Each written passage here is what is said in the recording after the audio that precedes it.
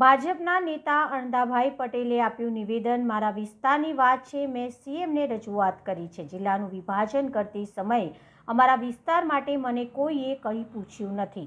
બંધનું એલાન આપવાની હજી વાર હતી। વિશ્વાસ છે સરકાર અમારી માંગને સ્વીકારશે જ।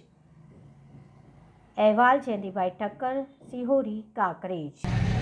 બનાસકાંઠાના જે બે જિલ્લા બનાવવામાં આવ્યા છે વહીવટી માટે, એમાં મને કોઈ પૂછવામાં આવ્યું નથી કે મારો કોઈ રાય લેવામાં આવી નથી।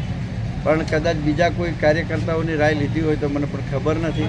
પણ ખરેખર અમને થરાદ જવામાં ઘણી મુશ્કેલીઓ પડવાની છે। થરાદ જવું એ અમારા માટે અઘરી વાત છે અને આ પ્રજાજનો થરાદ જાય તો એમને ઘણા અંતરિયાળ રસ્તાથી જવું પડે, એટલે એ પણ મુશ્કેલીઓ પડે।